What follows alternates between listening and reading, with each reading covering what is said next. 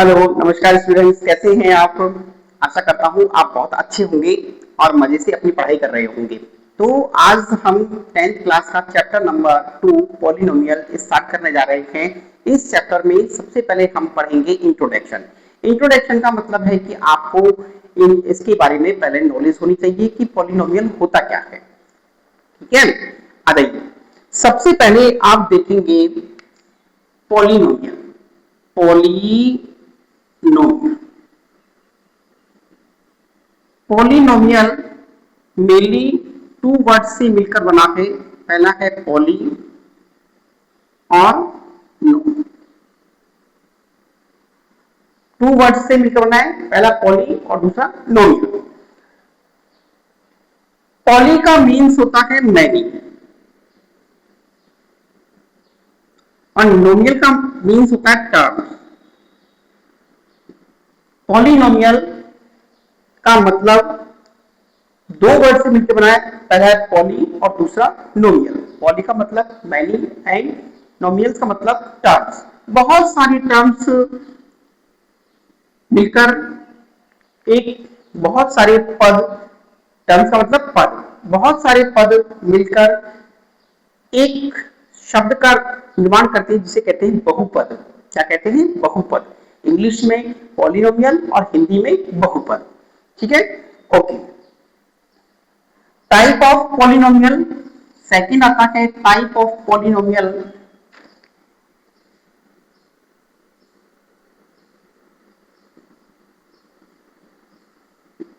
Types of polynomial, polynomial के प्रकार।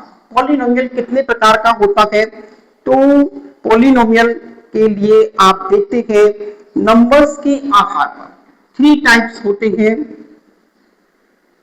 First, according to number, according to number.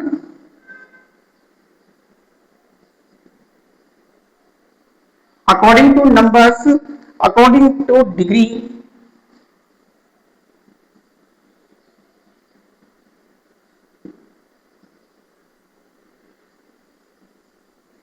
Degree के आधार पर। According to numbers, according to degree और according to variable.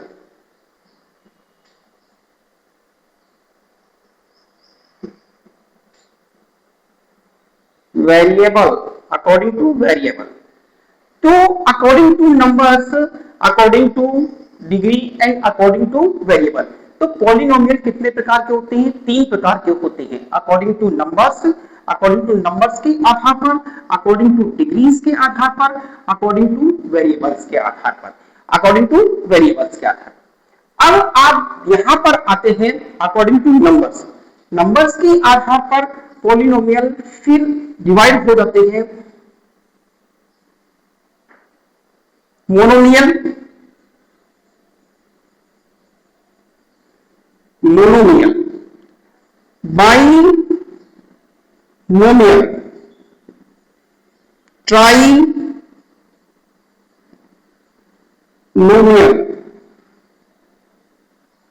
Monomial, binomial, trinomial. Degree के आधार पर ये भी थ्री टाइप्स होते थे, 1 degree, 2 degree, 3 degree, 4 degree. 1 degree, 2 degree, 3 degree, 4 degree according to degree. इसके बाद according to variable, 1 variable,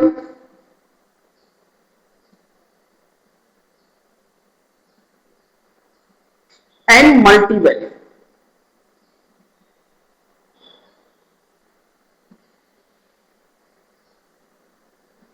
two types के होते हैं। पहला है 1 variable polynomial, second multi variable polynomial. Okay, first हम देखते हैं मोनोमियल। मोनोमियल का मतलब होता है कि आपके पास केवल और केवल एक ही टर्म दी जाएगी, ठीक है। टर्म एक ही टर्म अगर है तो वो क्या कहलाता है, monomial. According to question 2x 3x 4x 2x square, तो ये क्या है, monomial. Second binomial. Binomial 2x plus 3 2x square plus 3 2x cube plus 3 1 and 2। जब टू टर्म्स किसी स्पेशल साइन से अलग हो रही हैं तो वो क्या कहलाएगा, बाइनोमियल कहलाएगा। क्या कहलाएगा, बाइनोमियल। ट्राइनोमियल, इसमें 3 टर्म्स होंगी, 2x square plus 2x plus 5, 1 term 2 term और 3rd टर्म। तो इसमें कितनी टर्म्स होगी, 3 टर्म होगी, 1 टर्म 2 टर्म एंड 3 टर्म।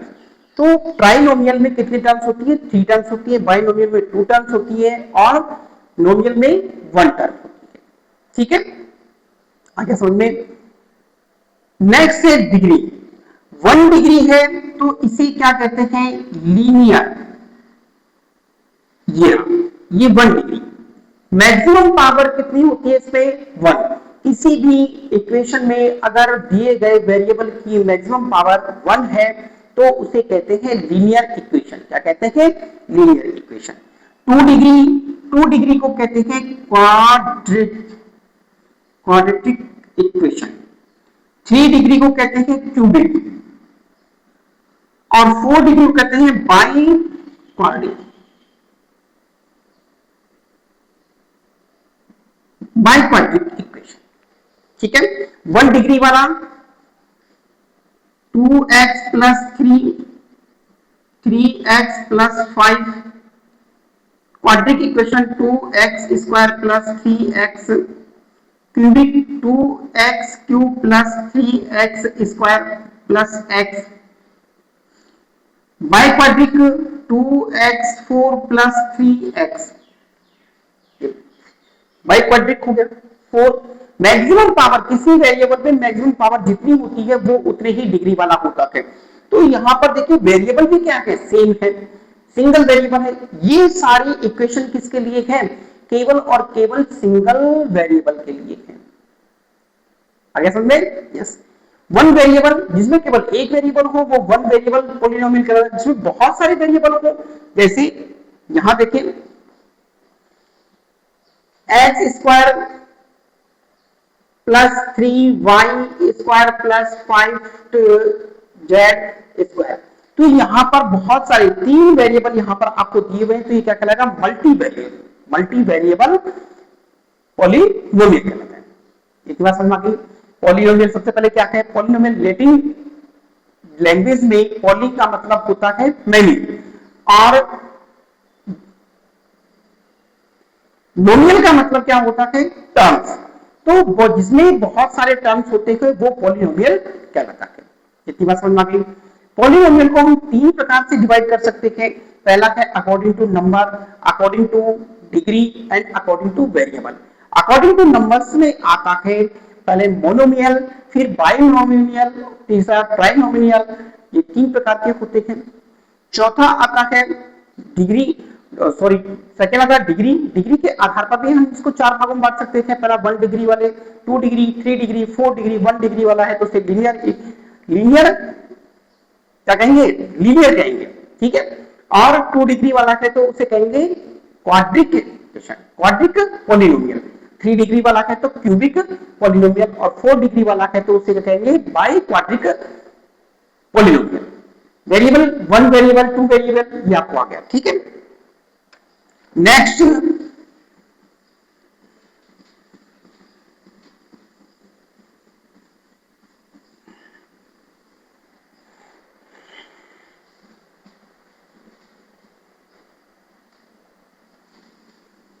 इसके बाद में बहुत सारी चीजें आती हैं। एक इक्वेशन से समझते हैं 2x square plus 3x plus 5 is equal to 0। Polynomial को लिखने का तरीका क्या होता है, ax plus b x plus C is equal to 0।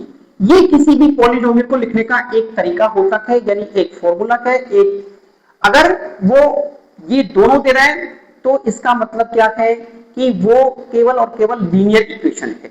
ये लीनियर इक्वेशन के लिए अगर हम यहां कर दें a x square plus b x plus C is equal to 0 तो ये क्वाड्रेटिक इक्वेशन के लिए बन गया। अब अगर ये किया जाए a x cube plus b x square plus c x plus d तो ये क्यूबिक इक्वेशन के लिए आ गया। अगर ये किया जाए a x 4 plus b x cube plus c x square plus d x plus e तो ये बाई क्वाड्रेटिक इक्वेशन के लिए आए। अगर ये वाली कंडीशन दी है इसका मतलब क्या है, लीनियर इक्वेशन के लिए है। ये वाली कंडीशन अगर दे रखी है इसका मतलब क्या है, क्वाड्रेटिक इक्वेशन के लिए है। ये वाली इक्वेशन दे रखी है इसका मतलब इस फॉर्म में अगर कोई इक्वेशन दी हुई है इसका मतलब क्यूबिक इक्वेशन है, और इस वाली फॉर्म में दिया हुआ तो बाई क्वाड्रेटिक इक्वेशन है। ठीक है, नेक्स्ट ये हमने यहां पर क्वेश्चन दिया है। इस क्वेश्चन को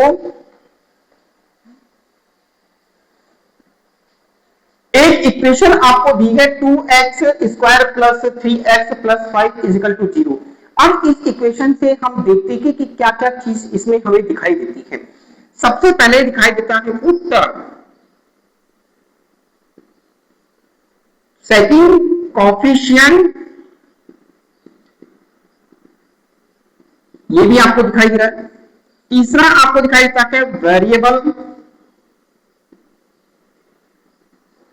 फोर्थ आपको दिखाता है कांस्टेंट, फिफ्थ आपको दिखाएगा डिग्री। ये इंफॉर्मेशन दे रहा है ये इक्वेशन, तो आपको यहां से पता चलेगा कि इसमें क्या क्या चीजें हमको पढ़नी है। पहला क्या है, टर्म्स। अब टर्म्स क्या होता है, टर्म्स को हिंदी में कहते हैं कि पद। पद देखो, ये एक पद पूरा, ये पूरा एक पद है, ये एक पद है, ये एक पद है, तो ये इक्वेशन क्या है, त्रिपदीय इक्वेशन है, यानी ट्राइनोमियल है। क्या है, ट्राइनोमियल। तो अब आपको पता चलेगा कि पद क्या है। आप जानते हैं पद, पद किसे कहते थे, term, a combination of a number and variable which is separated by a special symbol that is known as a term। एक ऐसा पद किसे कहते हैं, एक ऐसा समूह जिसमें एक चर राशि हो और एक अचर राशि हो, या फिर दोनों अलग अलग हो, लेकिन वो किसके द्वारा, एक स्पेशल साइन, एक स्पेशल सिंबल जिसमें प्लस माइनस मल्टीप्लाई ये होते हैं सिंबल, तो इन सिंबल के द्वारा अलग हो रही है, तो वो क्या कहलाता है, एक पद कहलाता है। आगे समझ में, यस। तो ये तो हो गई टर्म। अब टर्म कितनी प्रकार की होती है, वही मैंने आपको बताया कि टर्म 3 प्रकार की होती है, एक पदीय, द्विपदीय, तीन पदीय, त्रिपदीय। तो एक पदीय को इंग्लिश में कहते हैं मोनोमियल, दो पद को कहते हैं बाइनोमियल, और तीन पद वाले को कहते हैं ट्राइनोमियल। आगे समझ में, चले कोफिशिएंट के लिए। कोफिशिएंट क्या होता है, देखो इस पूरे में कोफिशिएंट क्या है, इस एक्स स्क्वायर का कोफिशिएंट तो क्या है 2, एक्स का कोफिशिएंट कितना है 3, और 5 का कोफिशिएंट कितना है, 5 का कोफिशिएंट कितना है 1 है, क्योंकि 1 से मल्टीप्लाई हो रहा है, तो सब में कोफिशिएंट है। आपसे पूछेगा which is the coefficient of x square, x square का कोफिशिएंट क्या है, तो आप बताएंगे 2, एक्स का कोफिशिएंट क्या है 3, और 5 का कोफिशिएंट क्या है 1। आगे समझिए, तो आप क्या कह सकते हैं कि कोफिशिएंट को कहते हैं मल्टीपल। किससे मल्टीपल हो रहा है, किससे गुणा हो रहा है, जिस डिजिट से वो गुणा होता है, मल्टीप्लाई होता है, वही डिजिट उसका क्या कहलाता है, कोफिशिएंट कहलाता है। तो यहां पर एक्स स्क्वायर का कोफिशिएंट 2 हो गया, एक्स का कोफिशिएंट 3 हो गया, 5 का कोफिशिएंट क्या हो गया 1 हो गया। इसके बाद होता है वेरिएबल। वेरिएबल को कहते हैं चर, वेरिएबल क्या कहते हैं? चर। तो वेरिएबल की डेफिनेशन क्या है?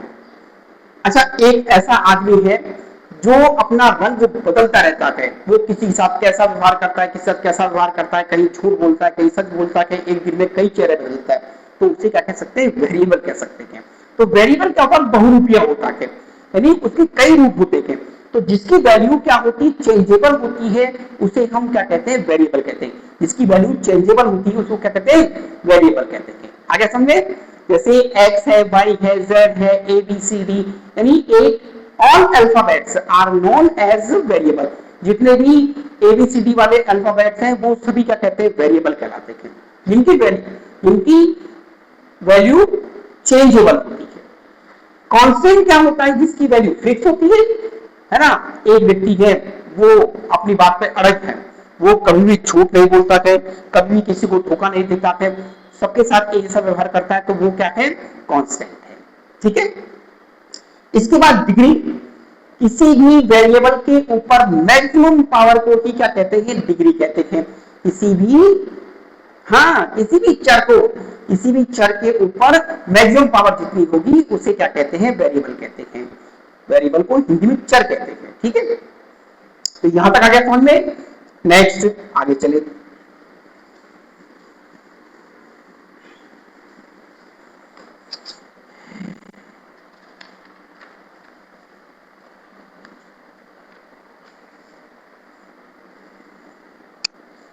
इसके बाद आता है जीरो पॉलिनोमियल।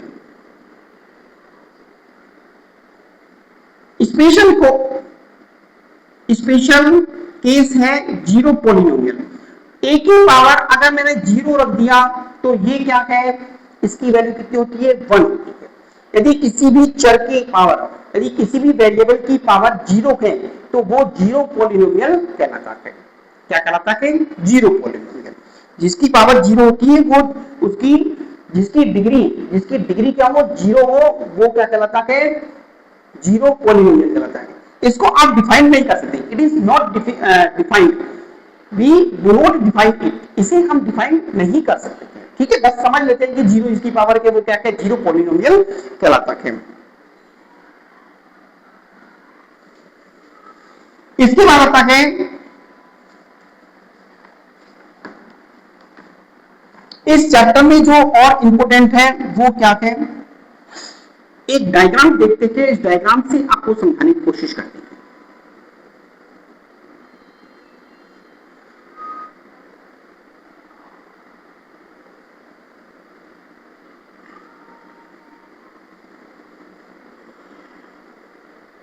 ये एक कर्व है और इस कर्व को क्या कहते हैं? पैराबोला। इस कर्व को क्या कहते हैं? पैराबोला। इस कर्व को पैराबोला कहते हैं। अब देखो ये जो लाइन है, इस लाइन के द्वारा ये कर्व दो इक्वल पार्ट में डिवाइड हो रहा है। अगर इस यहां पर जहां पर ये लाइन टच करती है, ये एक पॉइंट होगा जहां पर ये लाइन टच होगी, तो ये आपका एक्स एक्सिस कहलाता है।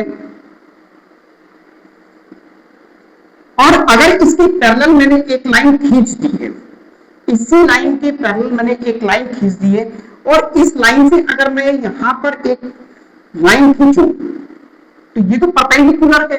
यहां पर जहां पर ये टच होता है, मान लीजिए मैंने इसको P लिख दिया, और यहां से अगर मैं एक लाइन डालूं, यहां से एक लाइन डालूं, तो ये लाइन कहलाती है आपकी, ये जो पॉइंट है ये कहलाता है आपका फोकस।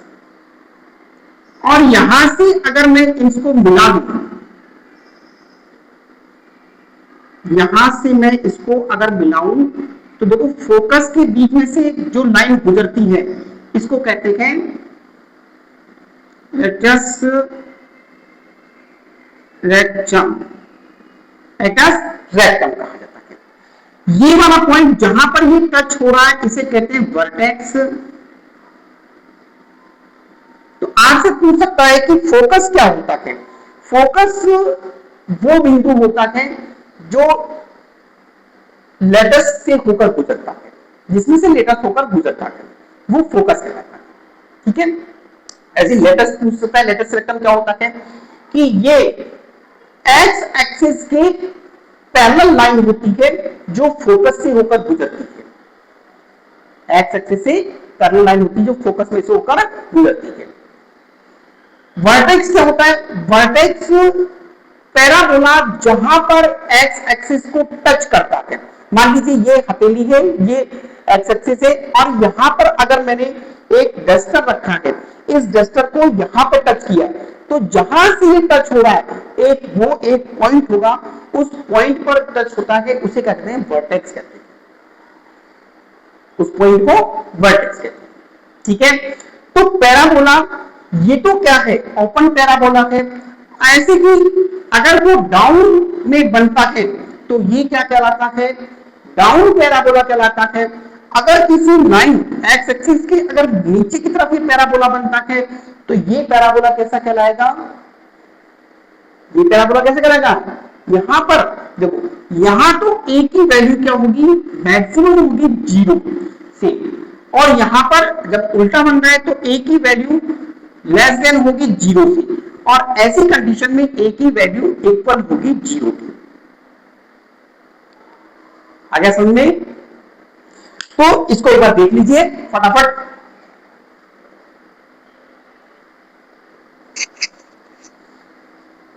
आ गया समझ में?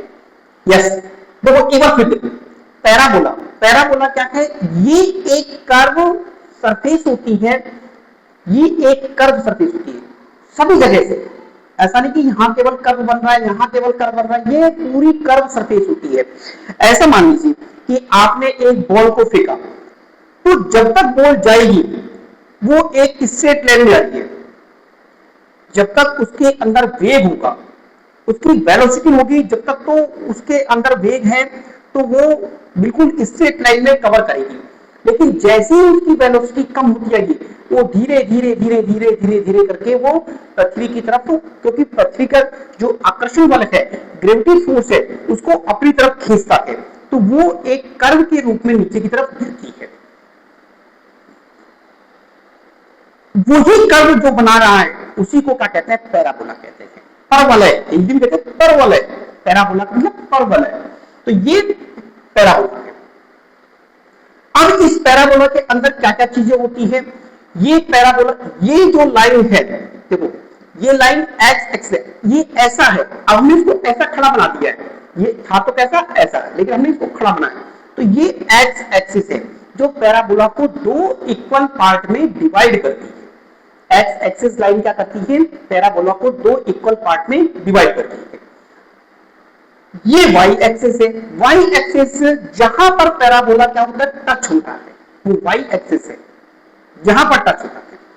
यानी उसका बेस जहां पर टच हो रहा है, उससे अगर हम एक स्ट्रेट लाइन खींचे तो वो क्या कहलाता है? वाई एक्सिस कहलाता है। और वाई एक्सिस की अगर बिल्कुल पैरेलल एक लाइन हम और डाल दें तो इसको कहते हैं डायरेक्ट्रिक्स, डायरेक्ट्रिक्स लाइन। ये लाइन क्या होगी? फिक्स्ड है, और ये स्ट्रेट लाइन होती है। ये फिक्स भी है और स्ट्रेट लाइन भी होती है। जहां पर पैराबोला टच होता है उसे कहते हैं वर्टेक्स। क्या कहा जाता है? वर्टेक्स। इसके बाद में आप देखिए, ये पैराबोला की वो पॉइंट जो एफ से गुजरता है, ये एफ पॉइंट है, और ये एफ पॉइंट को कहते हैं फोकस। और फोकस हमेशा क्या होता है? फिक्स होता है। फोकस हमेशा क्या होता है? फिक्स होता है। ठीक है, अब देखो ये वाली डिस्टेंस, ये वाली डिस्टेंस और ये वाली डिस्टेंस, इन दोनों डिस्टेंस का एक रेशो है, और वो रेशो अगर 1 दे रहा है, रेशो की वैल्यू कितनी दे रहा है? 1 दे रहा है, तो उसे हम कुछ और भी कहते हैं, जानते हैं, है ना? तो ये वाली डिस्टेंस यानी फोकस वाली डिस्टेंस और ये वाली डिस्टेंस एक रेशो में होती है, जिसकी वैल्यू कितनी होती है? 1 होती है। इसे आप किस नाम से जानते हैं? देखिए, इसको आप लिख लें कि रेशो अगर आपको दिया हुआ है, जैसे P ratio, P F ratio upon P M is equal to 1, तो इस रेशो को कहते हैं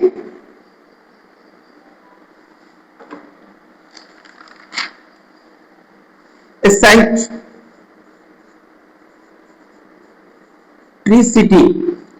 इसेंट्रिसिटी इसको कहा जाता है, क्या कहता है? इसेंट्रिसिटी।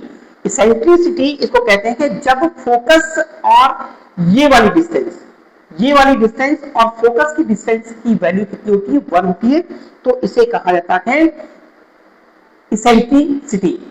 Okay, yes. अब देखिए लैटिस रेक्टम क्या होता है?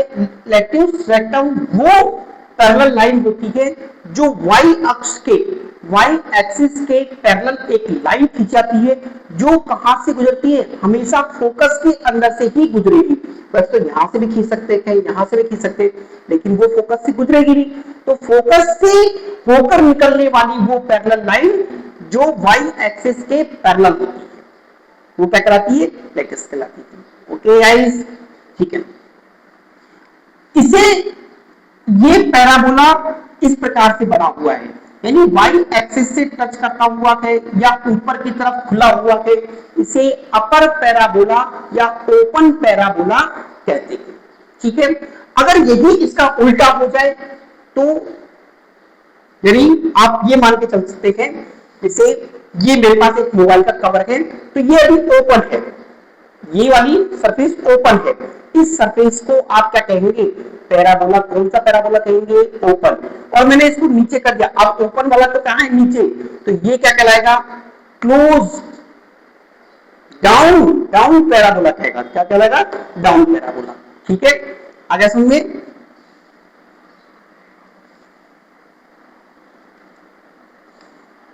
इसके बाद आता है जर्मन इक्वेशन ऑफ पैराबोला। पैराबोला के लिए एक जर्मन इक्वेशन क्या है? y is equal to a x square plus b x plus c. ये एक जर्मन इक्वेशन है किसके लिए? पैराबोला के लिए। किसी भी पैराबोला के लिए आप इसी इक्वेशन का यूज करेंगे कि y is equal to a x square plus b x plus c. A और बी यहां पर कोफिशिएंट हैं इसके x के, ये एक्स स्क्वायर का कोफिशिएंट है, ये x का कोफिशिएंट है, और c क्या है? यहां पर कांस्टेंट। c क्या है? कांस्टेंट। ठीक है, ओके गाइस, चलो नेक्स्ट।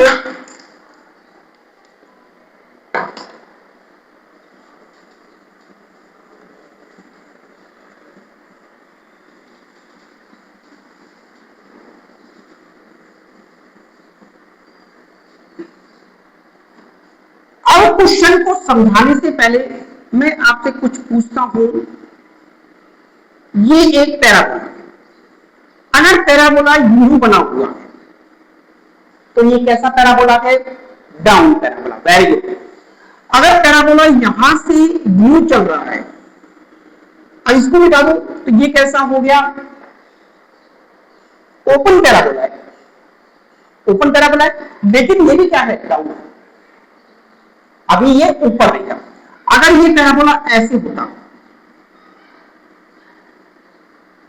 ऊपर की तरफ, तो ये क्या है?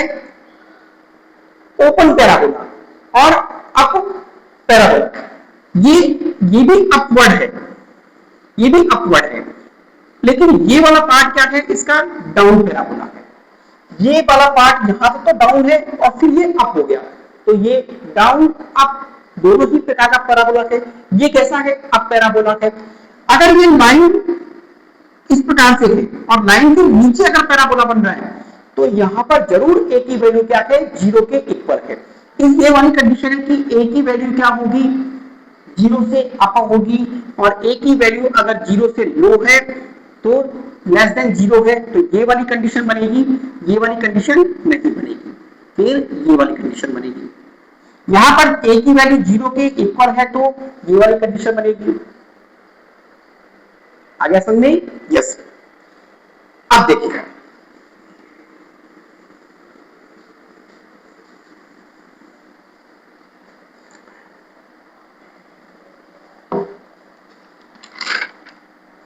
क्वेश्चन नंबर फर्स्ट आपसे पूछ रहा है। क्वेश्चन नंबर फर्स्ट में क्या है? देखो बहुत सारे क्वेश्चन में इंफॉर्मेशन आपसे पूछी है। क्वेश्चन नंबर फर्स्ट, ये क्वेश्चन नंबर फर्स्ट आपको दिया हुआ है।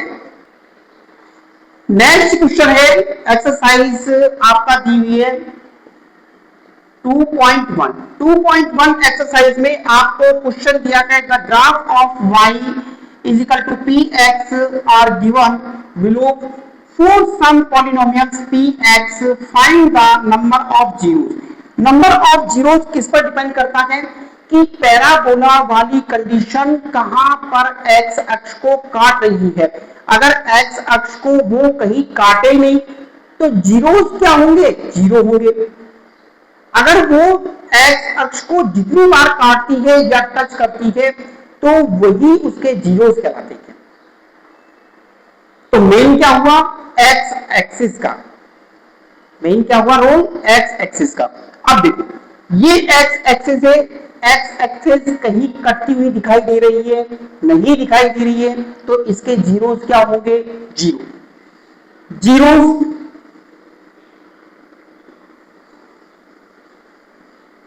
Zero, because x axis does not cut any point। किसी भी पॉइंट पर एक्स एक्सिस कटता हुआ दिखाई नहीं दे रहा है, इसलिए जीरोस क्या होंगे, जीरो। यहां पर देखो एक्स एक्सिस केवल एक पॉइंट पर यहां कटता हुआ दिखाई दे रहा है, तो इसके जीरोस क्या होंगे, 1, because x axis 1 point cut. यहां पर थर्ड वाले में देखिए 1 2 3, तो जीरोस क्या हुए इसके, 3, जीरोस कितने हुए इसके, 3।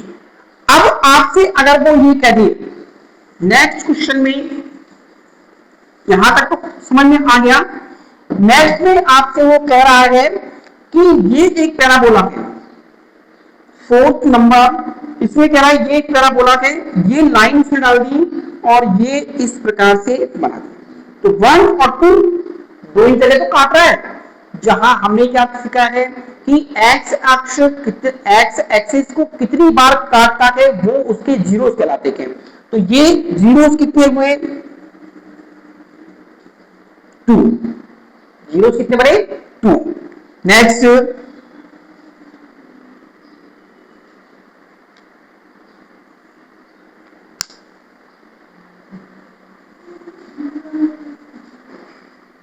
नेक्स्ट में इस प्रकार से डायग्राम दिया हुआ है, x x dash y y dash, यहां से वो चला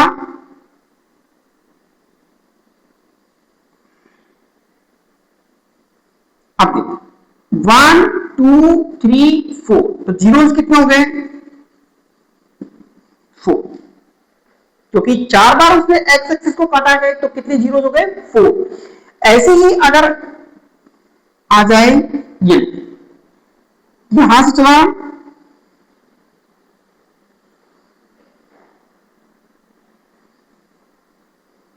तो एक पॉइंट में ये है जहां पर वो काट रहा है, लेकिन मैंने आपसे क्या कहा था कि पैराबोला अगर टच भी कर रहा है इसको, ये एक्स एक्सिस को अगर वो टच भी कर रहा है तो वो भी एक पॉइंट के रूप में गिना जाता है।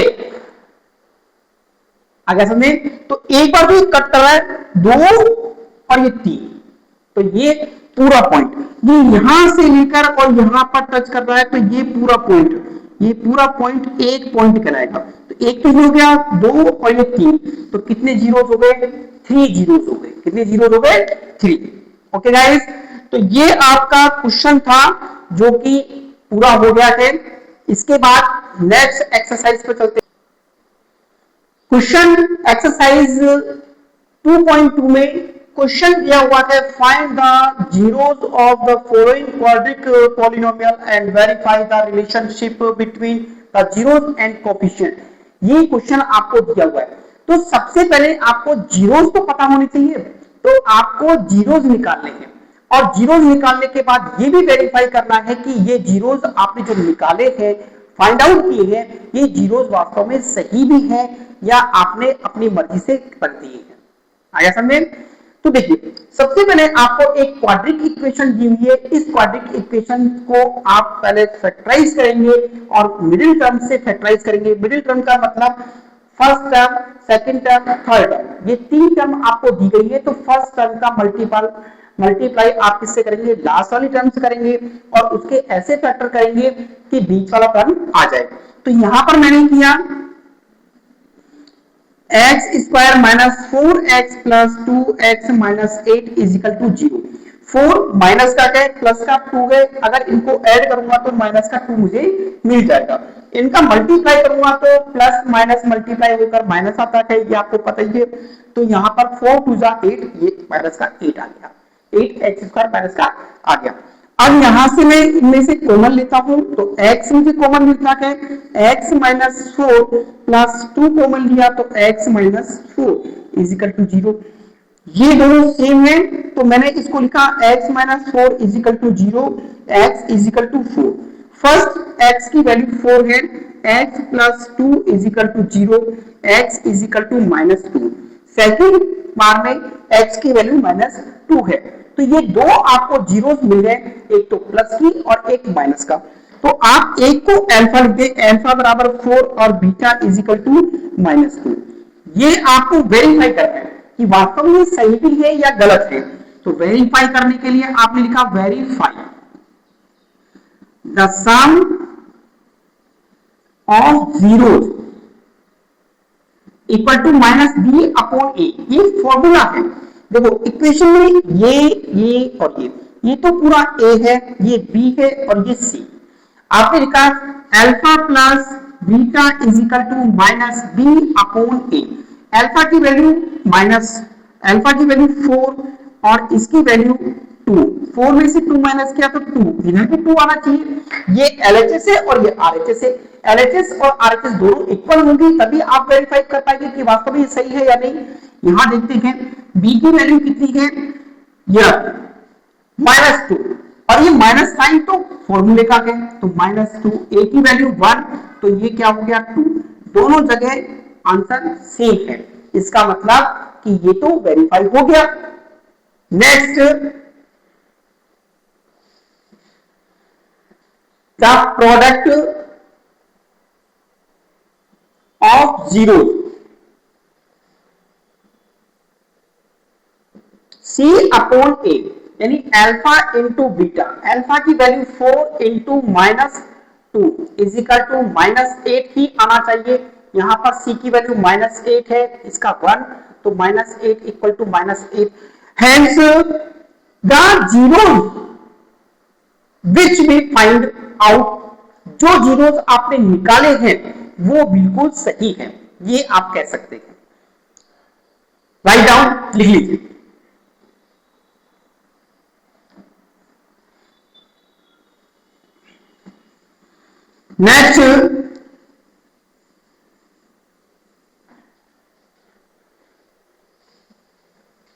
नेक्स्ट क्वेश्चन है second, 4s square minus 4s plus 1 is equal to 0।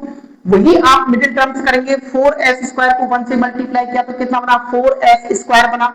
इस 4s स्क्वायर को अगर आप फ्रैक्शन करेंगे, तोड़ेंगे तो कैसे आना चाहिए वो भी देखें कि यहां पर कितना चाहिए, माइनस का 4s आना चाहिए। तो माइनस का 4s आने के लिए आप क्या करें, 2s को 2s से मल्टीप्लाई कर दें तो 4s स्क्वायर आ जाएगा और जोड़ेंगे तो 4s आएगा।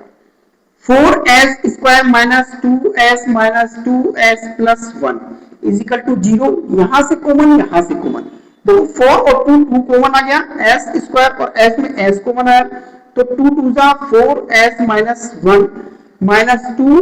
यहां पर कुछ भी कॉमन नहीं आएगा क्योंकि दोनों में से कोई कॉमन नहीं आ रहा, तो -1 कॉमन आया, 2s minus 1 is equal to 0। ये सेम है तो इसको एक बार लिखिए, 2s minus 1 is equal to 0, 2s is equal to 1, s is equal to 1 upon 2। Second भी सेम है तो ये वाला भाग वाला लेते हैं, 2s minus 1 is equal to 0, 2s is equal to 1, s की वैल्यू 1 अपॉन 2। ये आपके पास आ गया। वेरीफाई करना है आपको तो वेरीफाई लिखेंगे, verify the sum of zero alpha plus beta is equal to minus b upon a. Minus b upon a, ये तो फॉर्मूला है, ये ए हो गया, ये बी हो गया और ये सी। यहां पर आपने लिखा माइनस माइनस 4/4, ये आपके पास 1/2 प्लस 1/2 है। -4 प्लस 4/4 इज इक्वल टू 1। यहां आपने इसका एलसीएम लिया 2, 1 प्लस 1 इज इक्वल टू 2/2, ये भी कितना हो गया 1। तो सम ऑफ जीरोस तो क्या है, सेम है, ये तो हमने वेरीफाई कर दिया। अब लिखे product of zeros.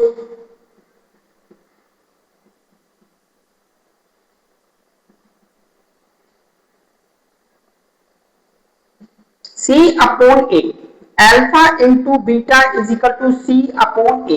Alpha 1/2 into 1/2 is equal to C की वैल्यू कितना है 1 और A की वैल्यू 4। 1 को 1 से मल्टीप्लाई किया, 1 और 2 2 4 इज इक्वल टू 1/4। तो ये भी जीरोस आपके सेम आ गए। तो आप लिखेंगे हैंस जीरोस आर सेम। आपने जो भी शून्यंक निकाले हैं, जीरो को हिंदी में कहते हैं शून्यंक, तो जो भी शून्यंक आपने निकाले हैं वो शून्यंक क्या है, बिल्कुल सही है। ये हमने वेरीफाई कर लिया है। ठीक है, नेक्स्ट क्वेश्चन।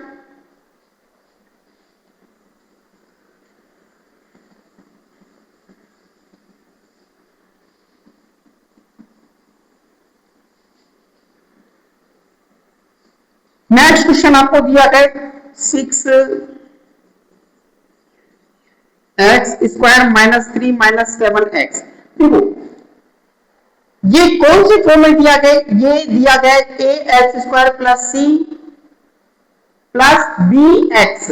तो हमें इस इक्वेशन में इसको क्या करना, अंदर लेके आना पहले।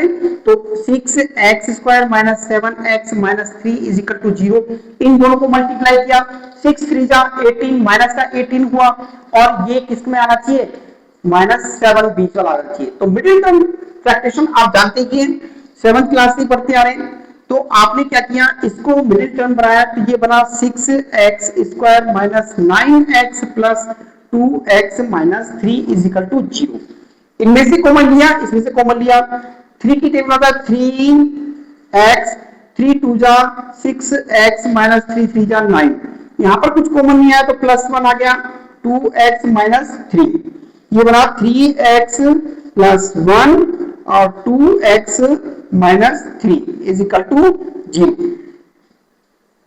3x plus 1 is equal to 0, 3x is equal to -1, x is equal to -1/3। Alpha की वैल्यू आ गई, बीटा की वैल्यू आपको निकालनी है। तो 2x minus 3 is equal to 0, 2x is equal to 3, x is equal to 3/2, ये बीटा की वैल्यू आ गई। तो ये दोनों वैल्यू आ गई, दोनों आपके पास जीरोस आ गए। इन दोनों जीरोस को आप यहां पर वेरीफाई करेंगे। Alpha plus beta is equal to minus b upon a. Alpha की वैल्यू दी है -1/3 प्लस 3/2 इज इक्वल टू, ये आपके पास बी है और ये सी। तो -7 अपॉन ए की वैल्यू 6, तो 7/6 यहां भी आना चाहिए। इन दोनों को आपने क्या किया, एलसीएम लिया, तो 6 हो गया, 3 2 जा 6, 2 2 जा 2 1 जा 2 प्लस 2 3 जा 3 3 जा 9, 9 प्लस का ये माइनस का, तो 7/6, इधर भी 7/6। तो यहां से तो जीरो आपके सही आ रहे हैं। अब यहां प्रोडक्ट ऑफ जीरो चले, तो -1/3 इंटू 3/2 इज इक्वल टू सी की वैल्यू -3/a की वैल्यू 6। 3 से 3 कैंसिल, -1/2, यहाँ 3 1 जा 3, 3 2 जा 6, -1/2।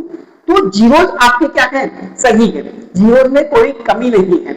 आपने, अब मुझे समझ में आ रहा है कि आप बहुत अच्छी तरीके से इन क्वेश्चनों को सॉल्व कर रहे हैं, तो इसमें कोई दिक्कत वाली बात नहीं है। ठीक है, देख लीजिए, राइट डाउन। नेक्स्ट क्वेश्चन,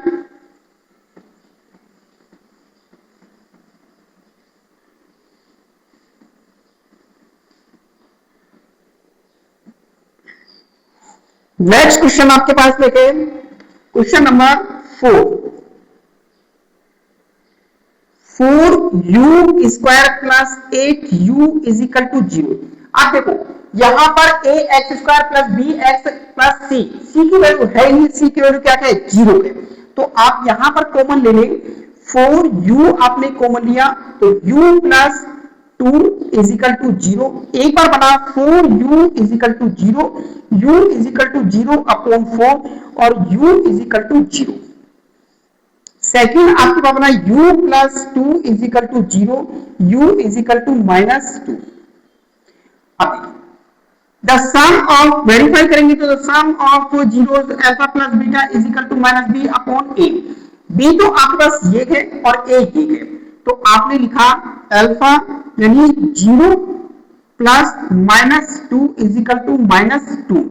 यहां पर देखिए माइनस, ये प्लस का 8 है, इसमें 4 का डिवाइड किया, 4 2 जा 8, -2 दोनों तरफ आ गया, तो ये आपके जीरोस क्या थे, सेम है। You know that when zeros are same that is verified।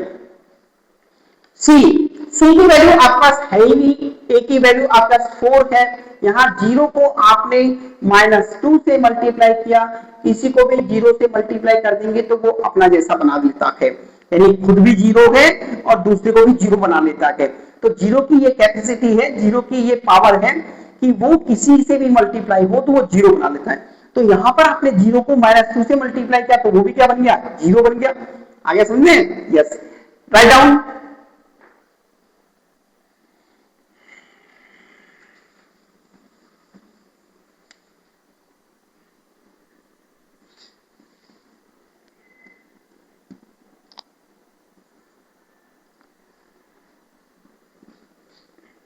Next question है t square -15 is equal to 0।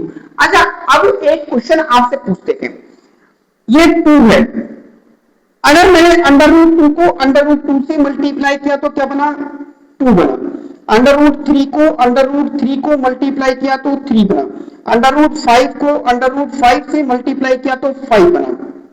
तो क्या आप इसको इस फॉर्म में नहीं लिख सकते थे, इसको इस फॉर्म में नहीं लिख सकते, इसको इस फॉर्म में नहीं लिख सकते थे, लिख सकते हैं ना।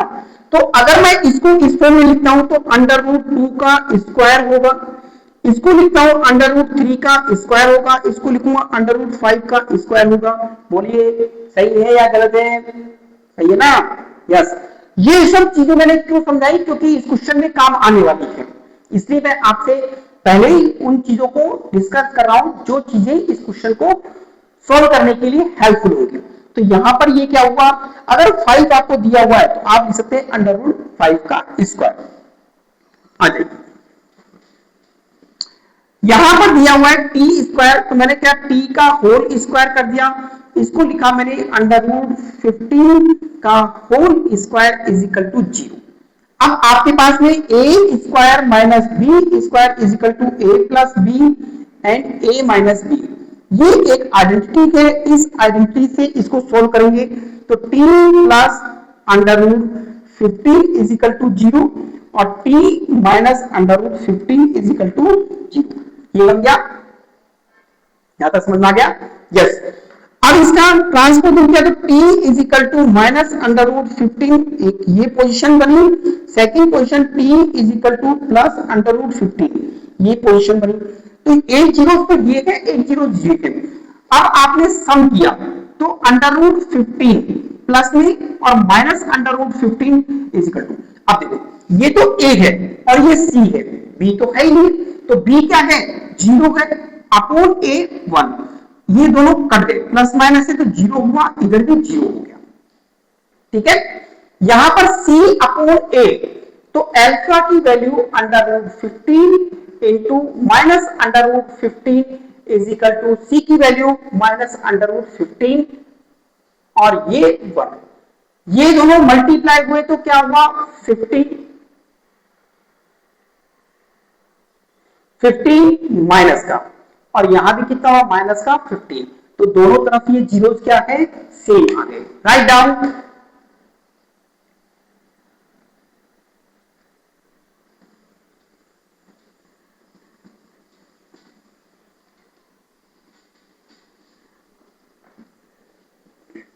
नेक्स्ट क्वेश्चन आपको दिया है, question number 6, 3x square minus x zero, 4 is equal to 0। अब देखो ये दोनों मल्टीप्लाई हुए तो कितना बना, 3 चौक 12, 3 4 जा 12 एक्स स्क्वायर। इसके ऐसे फैक्टर करने की माइनस का एक्स बचे 1, तो 4 3 जा तो 3x square minus plus 3x minus 4x minus 4 is equal to 0। ये कंडीशन भाई 4x में से 3x माइनस का 3x प्लस का है 4x माइनस का, इसमें से इसको घटाएंगे तो माइनस का x बचेगा। इन दोनों को मल्टीप्लाई किया तो ये क्या है 12 माइनस 12 एक्स स्क्वायर बचा। तो ये क्या है मिडिल टर्म फैक्टराइजेशन है। आगे समझे? यस। अब आप क्या करेंगे मिडिल टर्म फैक्टराइजेशन में, इसको आपने कर लिया, बहुत अच्छा है। यहां देखिए कॉमन ले लें, 3x कॉमन लिया, x प्लस 1, यहां माइनस 4 कॉमन लिया, x प्लस 1। तो फर्स्ट आपके पास ये बना, सेकंड ये बना, तो x plus 1 is equal to 0, x is equal to minus 1। Second 3x plus 3x minus 4 is equal to 0, 3x is equal to 4, x is equal to 4 upon 3। ये बनी कंडीशन। तो सम ऑफ जीरोज ये दिया है -1 plus 4 upon 3 is equal to b की वैल्यू, बी की value ये है, ये बी, ये ए और ये सी, ये तो आपको पता चल जाएगा। तो यहां तो दे रखा है -1 अपॉन 3, ये बना आपका 1 अपॉन 3। यहां देखो एलसीएम लेके देखो, 3 और 1 का एलसीएम 3 बन गया 3 बन गया -3 प्लस 4, इसमें से माइनस किया तो कितना बना, तो ये माइनस का ये प्लस का 7 मत कर देना, ये माइनस का 3 है, ये प्लस का 7 4 है, तो इनमें से माइनस किया तो क्या बना 1 अपॉन 3, इधर भी 1 अपॉन 3 आ रहा है। तो जीरो तो आपके देखो सेम है, अल्फा इंटू बीटा, अल्फा की वैल्यू आपका -1 इंटू 4 अपॉन 3 इजिकल टू सी की वैल्यू आपको दे रही -4 और ये दे रहा 3। तो देखो यहां इन दोनों को मल्टीप्लाई किया -4 अपॉन 3, ये भी मल्टीप्लाई में -4 अपॉन 3, तो जीरोज आपके क्या है सेम है, सेम जीरोज दिए हुए। इसका मतलब क्या है कि आपने जो जीरोज निकाले हैं वो बिल्कुल सही आए हैं। Write down.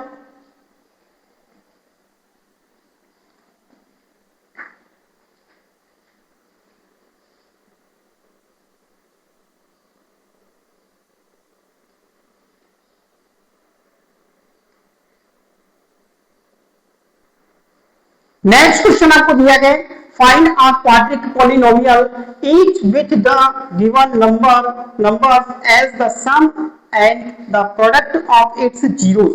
अब आपको क्या दिए, जीरोस तो दिए हुए हैं, मान लीजिए कि ये आपको अल्फा दिया हुआ है, ये आपको बीटा दिया हुआ है, तो आपको क्वाड्रिक इक्वेशन बनाना है।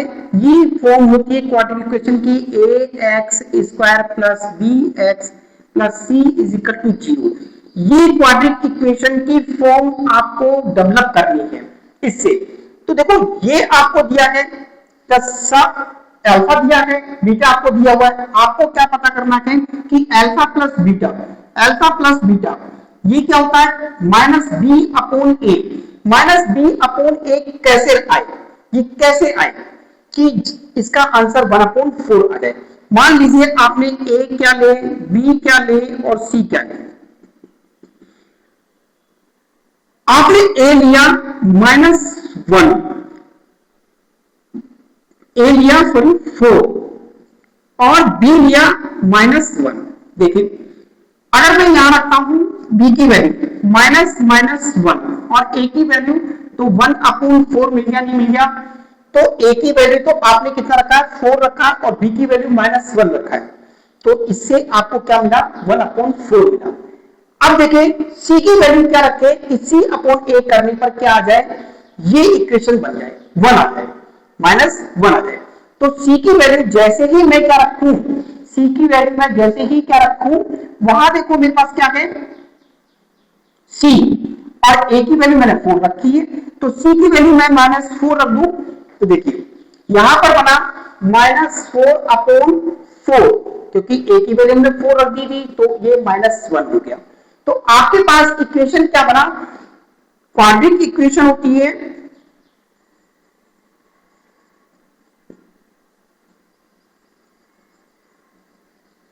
क्वाड्रिक पॉलिनोमियल के लिए इक्वेशन बनता है a x square plus b x plus C is equal to 0।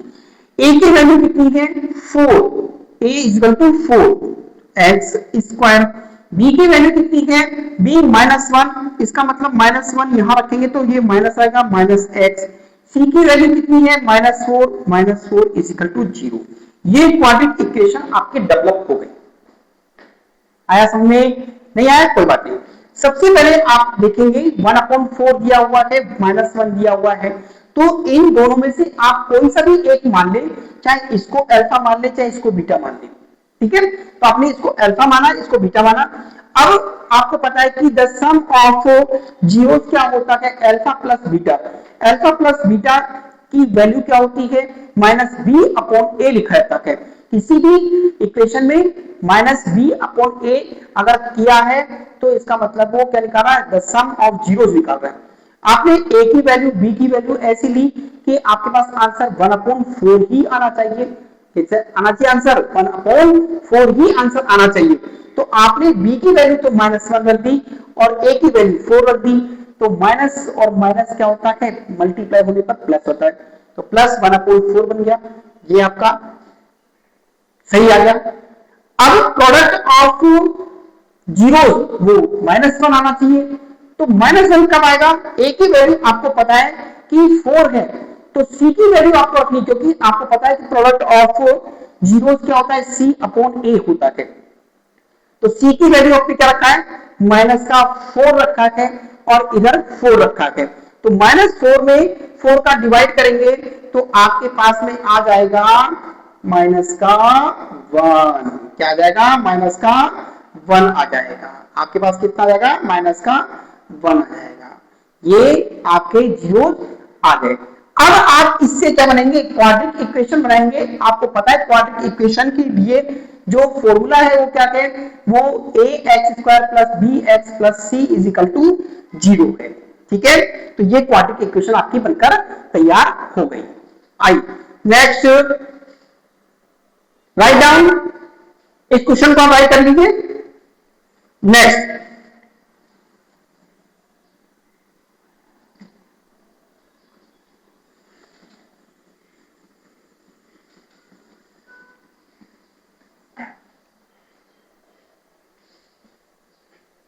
Next आपको दिया हुआ है question √2 and 1/3 alpha value and beta value, दोनों वैल्यू आपको दी हुई है। तो alpha plus beta is equal to क्या होता है सम ऑफ जीरोस होता है, और alpha into beta is equal to होता है the product of zeros, the sum of zeros and the product of zeros.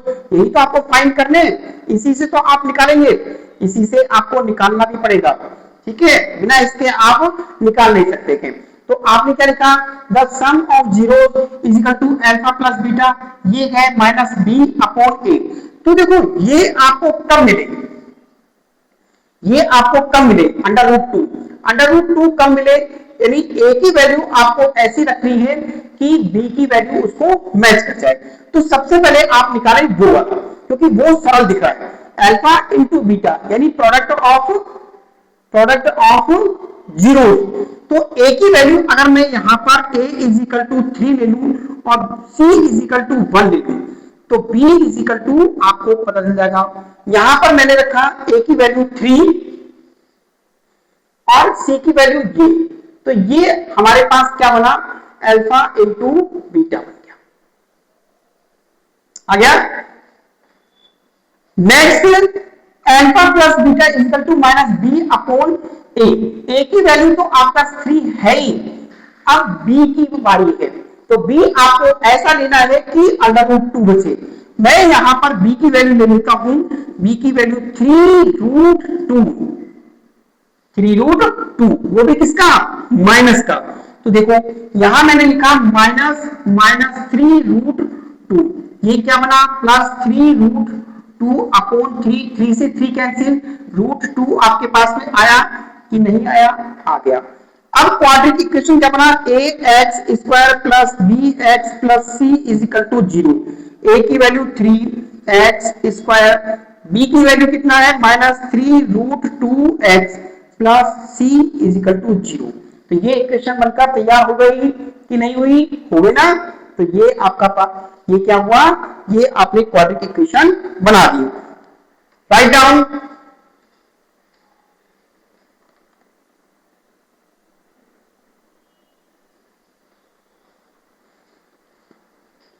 Next question,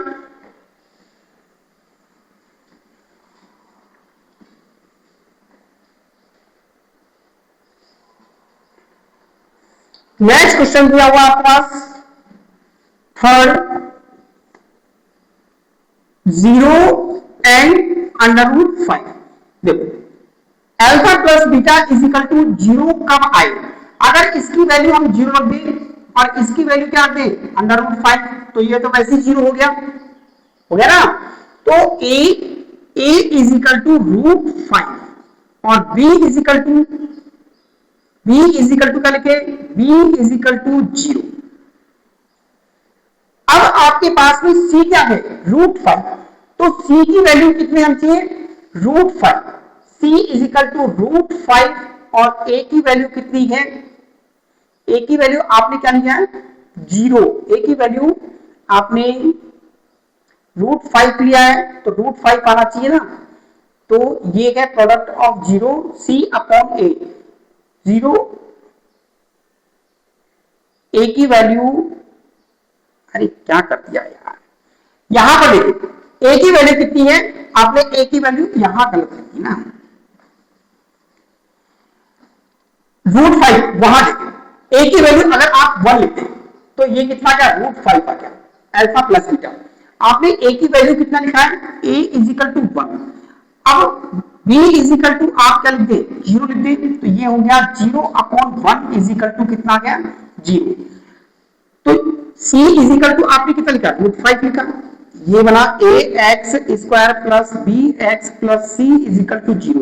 a की value 1 तो x स्क्वायर हो गया, b की value 0x plus √5।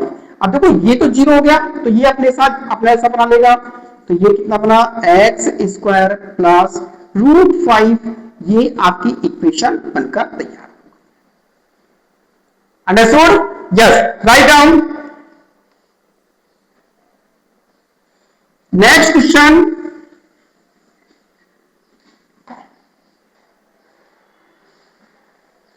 Question number 4। Question number 4, 1 and 1, ये दोनों ही 1 और 1 आने चाहिए। आपने b की वैल्यू क्या रखी? मान लीजिए b की वैल्यू आपने क्या रखा? देखो 1 कब आएगा? जब आप दोनों की वैल्यू 1 रख दे। मान लीजिए इसकी वैल्यू मैंने क्या रखा? -1 रखा और ये माइनस हो गया, ये 1 हो गया तो 1 आ गया। यानी a की वैल्यू तो क्या है? 1 है, b की वैल्यू -1, c की वैल्यू भी 1 रख दे। देखिए c की वैल्यू आपने क्या रखा? 1 अपॉन 1 इज इक्वल टू 1। तो इक्वेशन क्या बना? ax square plus bx plus c is equal to 0, x square minus x plus 1 is equal to 0। ये इक्वेशन बनकर तैयार हो गई। कर लेंगे आप? कर तो लेंगे अब। हाँ, अच्छी से समझ में आ रहा है, जो पहले नहीं समझ में आया था कोई बात नहीं, करिए।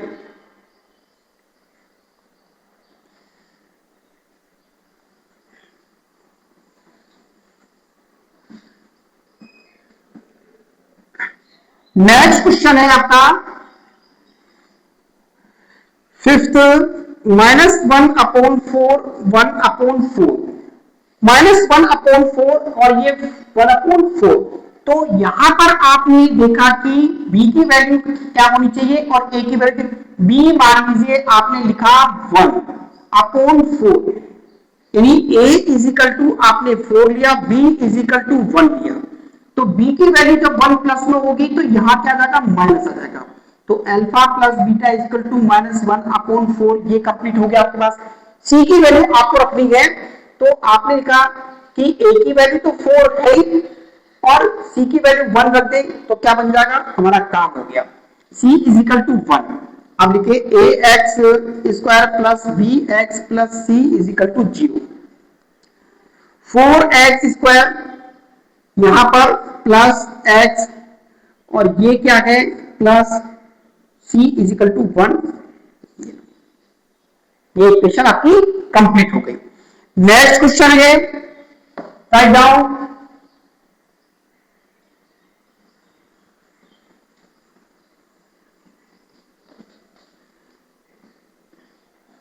नेक्स्ट क्वेश्चन है plus 6 4 and 1। Alpha plus beta की वैल्यू 4 आनी चाहिए। अल्फा प्लस बीटा की वैल्यू 4 आनी चाहिए और इसकी वैल्यू ये आनी चाहिए। आप यहां मान लें कि b की वैल्यू कितनी है, a की वैल्यू 1 और b की वैल्यू -4। तो ये क्या बना 4/1 बन गया। a is equal to 1, b is equal to -4। ये हो गया। अगर c आप रख रहे हैं तो c की वैल्यू क्या रखें कि 1 आ जाए। देखो a की वैल्यू पहले से 4 है तो c की वैल्यू 4 रख दो, आंसर क्या हो गया 1। c is equal to 4। ax square plus bx plus c is equal to 0। ये बना। a की वैल्यू 1 तो x स्क्वायर, b की value -4 4x plus c is equal to 0। ये इक्वेशन बनकर तैयार हो गई है। तो इस तरीके से आपकी एक्सरसाइज 2.1 एंड एक्सरसाइज 2.2 कंप्लीट हो गई है। पॉलिनोमियल चैप्टर आपका कंप्लीट हो गया है। मैं आशा करता हूं कि आपको बहुत अच्छी तरीके से समझ में आया होगा। अगर आपको किसी प्रकार का कोई डाउट है, देखिए बेटा सबसे पहले आपको एनसीईआरटी को सॉल्व करना है, because NCERT is must her exam के लिए। अभी आप 10th बोर्ड में हैं, 10th बोर्ड के बाद भी देखेंगे जितने भी एग्जाम होते हैं उनमें एनसीईआरटी से क्वेश्चन पूछे जाते हैं। लेकिन हम क्या करते हैं कि एनसीईआरटी को तो टच करते नहीं है। एनसीईआरटी में सोचते हैं तो बच्चे वाली किताब है, लेकिन वास्तव में अगर आप देखें कि एनसीईआरटी की बुक में वो चीजें बहुत बारीकी से दी हुई है, वो चीजें बहुत छोटी छोटी चीजें हम छोड़ देते हैं और फिर उन्हीं चीजों को हम रेफरेंस बुक में पढ़ने की कोशिश करते हैं। तो जो अपने पास सफिशिएंट बुक है वो एनसीईआरटी है। सबसे पहले आप एनसीईआरटी को सॉल्व करें, इससे आपके माइंड पर वो चीजें छपेंगी कि ये वास्तव में क्या होता है। जब आप रेफरेंस बुक को सॉल्व करने जाएंगे तो उन क्वेश्चनों को आप आसानी से सॉल्व कर लेंगे। यानी 75% क्वेश्चन तो आप उड़ा देंगे। बाकी कुछ क्वेश्चन जिनमें आपको दिक्कत आएगी तो उसके लिए हम बैठे ना प्रैक्टिस कराने के लिए, आपको प्रैक्टिस कराएंगे अच्छी तरीके से। ओके, अगर आपको ये वीडियो अच्छा लगता है, अच्छा लगा, ये आपके लिए हेल्पफुल है, तो प्लीज इस वीडियो को शेयर कीजिए उन बच्चों तक जिनको इसकी आवश्यकता है। अपने दोस्तों को बताइए और मेरी वीडियो को लाइक कीजिए, शेयर कीजिए, चैनल को सब्सक्राइब कीजिए और बेल आइकन जरूर दबा लीजिए, जिससे कोई भी मैं वीडियो डालता हूं तो आप तक आसानी से पहुंचे। Thank you, have a nice day, good day, bye bye, सत श्री अकाल।